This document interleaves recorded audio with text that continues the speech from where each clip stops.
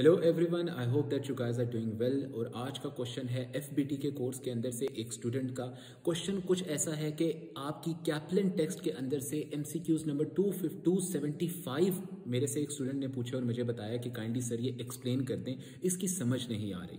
देखिए, अपने कोर्स के अंदर मैंने बहुत डिटेल से ये चीज मेंशन की है कि what is the difference between different types of jobs. अब job enrichment, job rotation and job enlargement, इन तीन चीज़ों के दरमियान में मैंने डिफरेंट टाइप के डिफरेंसेस बताए हैं बहुत डिटेल में, ठीक है। लेकिन कुछ अगर क्विक अंडरस्टैंडिंग मैंने आपको इस चीज़ के बारे में देनी हो तो वो मैं यूँ दूंगा।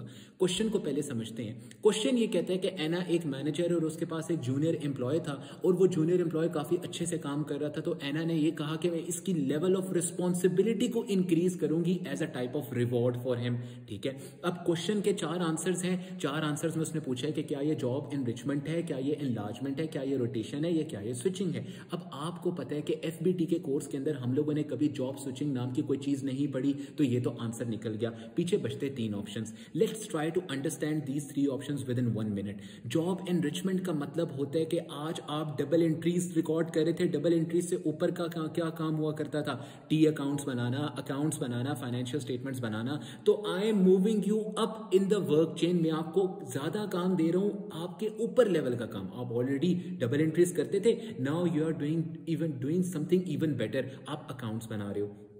फिर होती है जॉब इनलार्जमेंट। जॉब इनलार्जमेंट का मतलब ये होता है कि काम आप बहुत अच्छा कर रहे थे पहले भी, अब काम आप बहुत ज्यादा कर रहे थे, अच्छा कर रहे थे, आप बोर हो रहे हो। आपकी कंपनी आपको बोलती है आप डबल एंट्रीज ही रिकॉर्ड कर रहे थे, पहले दिन में 50 डबल एंट्रीज रिकॉर्ड करते थे, now kindly record 100 double entries या फिर 80 डबल एंट्रीज। सेम नेचर का काम मैंने आपका ज्यादा कर दिया। This is known as job enlargement. And the final option here available हमारे पास है जॉब रोटेशन। जब आप एक एम्प्लॉय को, वो फाइनेंस डिपार्टमेंट में जूनियर था, अब उसकी जॉब को रोटेट करके किसी और मार्केटिंग डिपार्टमेंट में ले जाते हो, मैनेजमेंट अकाउंटेंट की पोस्ट के नीचे उसको जूनियर लगा लेते हो, या फिर उसको प्रोडक्शन डिपार्टमेंट में एज ए जूनियर भेज देते हो। उसकी जॉब को डिफरेंट डिपार्टमेंट्स में, डिफरेंट नेचर ऑफ वर्क में रोटेट कराते जा रहे हो। This is known as job rotation. अब इस specific MCQ number 275 of Kaplan हमें यह कहता है कि भाई एना ने अपने जूनियर की लेवल ऑफ रिस्पॉन्सिबिलिटी इंक्रीज की है।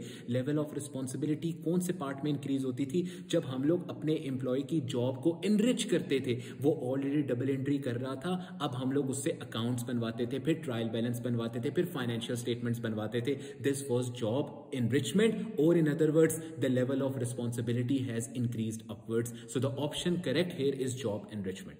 Thank you.